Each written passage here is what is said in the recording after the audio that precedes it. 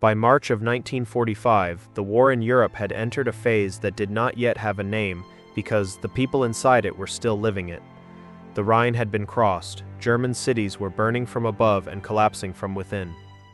Units that had been fighting for 5 years simply stopped existing, not through any single catastrophic engagement, but through the accumulation of attrition, desertion, encirclement, and the particular disintegration that sets in when an army understands, even before it is ordered to, that the thing it has been fighting for is already finished. In the middle of this, the prisoner columns grew. They stretched along the roads of Western Germany and Eastern France in lines that the U.S. Army's logistics apparatus had not been designed to absorb at this volume. Men came in thousands, and among them, in numbers that had been climbing since the previous autumn, women. They came from the same collapsing formations. They wore the same look of people who had been moving for too long in a direction that no longer made sense. They carried less than the men in most cases, having had less to begin with, and they arrived at American holding compounds carrying something else as well. Something that was not visible and could not be inventoried but was present in every interaction that followed. A set of expectations about what came next. Those expectations had been built carefully and over years. The German state had not left the question of enemy behavior to chance or imagination. Its soldiers and auxiliaries had been given a picture of the Americans that was consistent, repeated, and sufficiently detailed to feel like knowledge rather than propaganda. The picture was not flattering. It described a military force that was powerful but undisciplined, capable of battlefield effectiveness but prone, in its treatment of prisoners, to the kind of behavior that official sources attributed to armies without real military culture, violence that was arbitrary, humiliation that was systematic, mercy that was at best unreliable and conditional. These women had not necessarily believed every version of this picture in equal measure. Belief is rarely that simple, but they had absorbed it the way you absorb any information that arrives repeatedly from sources with authority, as the framework you use to interpret what happens when the moment comes. For many of them, the moment came in late winter or early spring, in a field or on a road or in the remains of a town, when an American soldier appeared and the thing they had been told would happen did not happen, and they were left with nothing to replace the framework with, not yet. One group arrived at a temporary compound near the town of Kaiserslautern in early March. The details come from a combination of U.S. Army military government records and post-war testimony gathered in the 1970s by a German academic studying the experience of female auxiliaries in the closing months of the war. The compound had been assembled on the grounds of a small textile factory, whose machinery had been stripped and shipped east 2 years earlier, leaving behind a series of large rooms with concrete floors, high ceilings, and the particular smell of industrial spaces that have stood empty long enough to accumulate a different kind of dirt than use produces. The women were placed in the largest of these rooms. It was cold, not severely.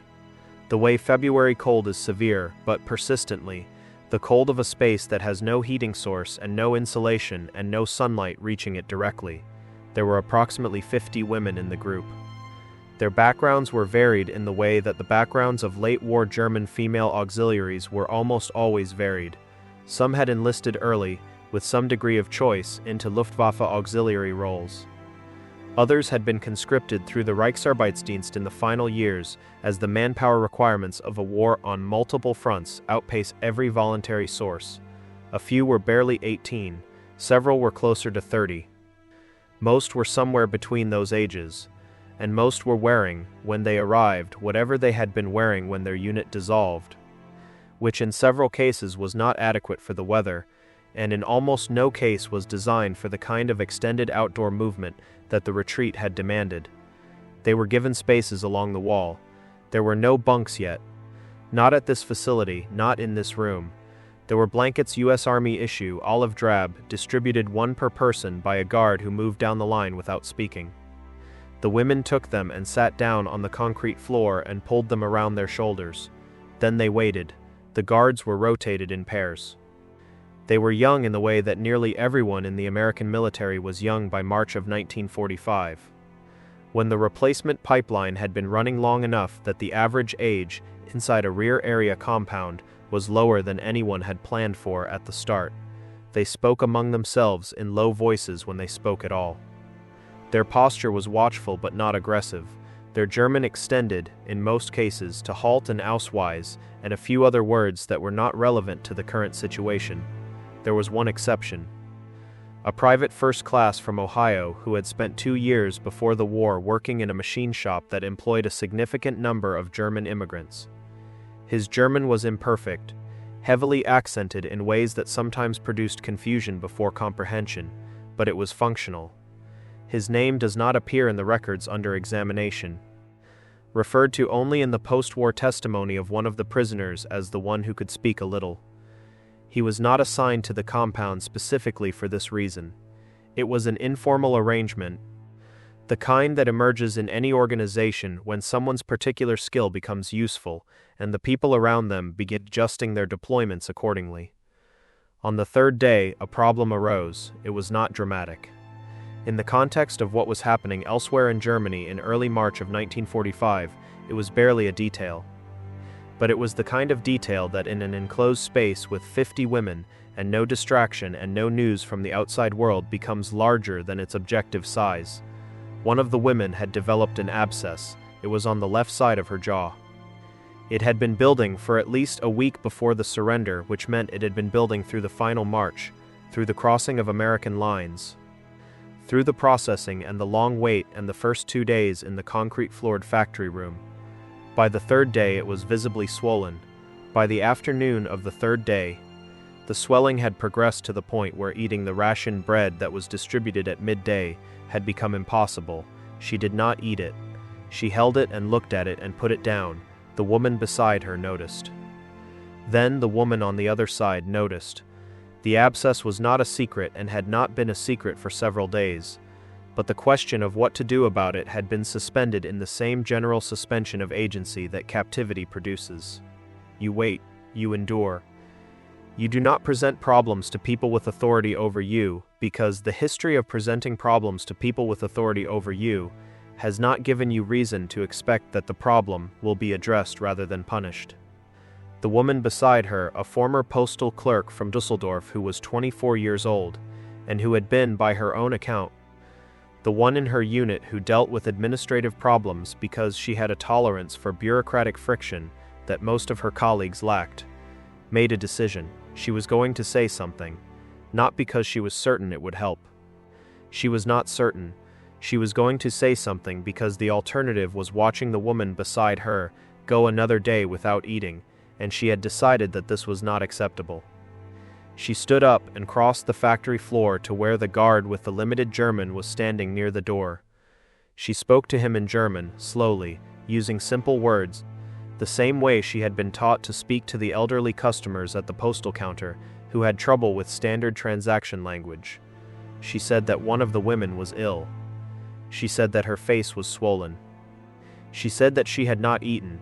She did not use the word abscess because she was not certain he would know it, and because the demonstration was simpler than the vocabulary. She turned and pointed. He looked. He could see the swelling from where he stood. He was close enough to see it clearly when the woman with the abscess turned slightly toward the light from the high windows. He looked for longer than a moment. He did not say anything. He said something to the other guard, who nodded, and he left through the door. The postal clerk returned to her place on the floor. The woman with the abscess asked what she had said. The postal clerk told her. The woman with the abscess said nothing. She picked up the ration bread and held it again, and did not try to eat it. The other women in the nearest cluster watched the door, not with expectation. With the particular quality of watching that people learn when they have been in situations where what they expect does not determine what happens. So they have stopped organizing their attention around expectation and simply observe. 40 minutes passed, the door opened, the guard came back. He had not come alone. He had brought a U.S. Army medic, a young man with a medical bag over one shoulder and the caduceus patch on his sleeve that anyone with any familiarity with American forces had learned to identify by that point in the war. He walked directly across the factory floor to where the woman with the abscess was sitting. He crouched down. He looked at the swelling. He produced a small flashlight from his medical bag and examined the jaw from 2 angles, pressing very gently with one finger at the margins of the swelling to understand its extent.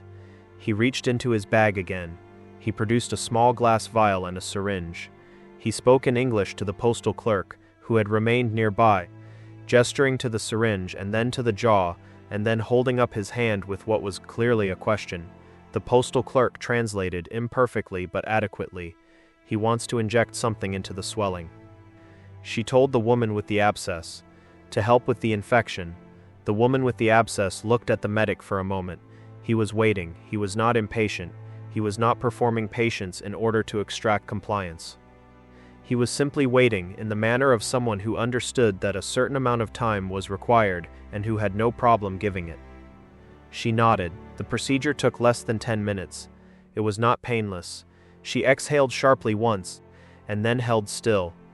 When it was finished, the medic produced a small paper packet of sulfa powder and a second paper envelope which contained, as the postal clerk established through careful questioning, a course of tablets to be taken over the following days.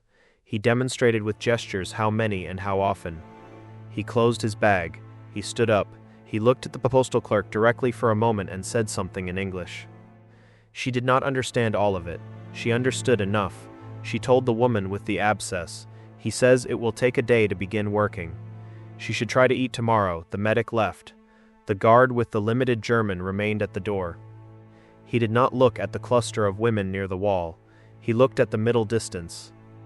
The way guards look when they are performing the specific unobtrusiveness of someone who has just been involved in something and is now declining to make it into a scene. The women said very little for a while after that. The woman with the abscess held the paper envelopes in her lap. The postal clerk sat back down. Others resumed whatever posture of waiting they had occupied before the interruption. But the room was not the same room it had been an hour earlier. Not in any way that would have been visible to someone entering it from outside. The concrete was still concrete. The cold had not changed. The circumstances of captivity were identical. What had changed was something interior, something that operated below the level of what could be pointed to. The postal clerk described it decades later, in the interview that forms part of the academic record of this episode, as the beginning of confusion, not relief. She was careful about that word. Not gratitude. Gratitude requires a stable enough sense of yourself as a subject with rights to feel that those rights have been acknowledged. What she felt was confusion. The confusion that arrives when a system you have understood and organized your behavior around turns out to operate differently than you were told. In the days that followed, the medic returned once without being asked. He checked the swelling, which had begun to reduce, and adjusted the tablet course accordingly. The guard with the limited German was present most days, somewhere near the room, not always the same guard otherwise. But he appeared with a regularity that suggested the informal arrangement had become more informal still, meaning it had become simply the way things were. Other women brought other problems forward, not quickly, not without hesitation. The hesitation was still there, would be there for the entire duration of the compound's operation, because hesitation of that kind does not dissolve in days when it has been built over years, but it loosens slightly. The way ice on a window loosens slightly when there is warmth on one side of the glass that was not there before. By the time compound was dissolved in late March and the women were transferred to a larger facility further west, they had been there for approximately 3 weeks. The postal clerk later said that she had spent the first 5 days certain that the apparent decency of the treatment was either a performance or a mistake, and that the real nature of things would reveal itself. She spent the next 10 days revising that assessment incrementally. She spent the final days not revising anything, simply being where she was and noting what happened and filing it alongside the other things she knew. She did not arrive at trust. Trust was too large a conclusion for 3 weeks of evidence against a lifetime of contrary instruction. What she arrived at was something smaller and more durable. She arrived at uncertainty about what she had been told, and uncertainty, for someone who had lived inside a system that did not tolerate uncertainty, was itself a kind of opening. The woman whose abscess had been treated was one of the first to be released after the German surrender in May. She went back to her family in the Rhineland. She did not speak about the compound for many years. When she finally did, in a conversation with her daughter that her daughter later described to a researcher, she said that what she remembered most clearly from the entire experience was not the surrender, not the march, not the processing or the waiting or the concrete floor. She remembered the medic crouching down in front of her. She remembered that he waited when she needed time to decide. She remembered that he came back the next day without being asked. She did not have a word for what to call that even decades later. She said she had looked for the word for a long time and had not found one that fit exactly. What she had settled on imprecisely was this. He behaved as though what happened to her was something that concerned him. She had not been prepared for that. Nothing she had been given to understand about this war, about this enemy, about what defeat meant, had prepared her for the specific experience of mattering to someone who had no obvious reason to let her matter.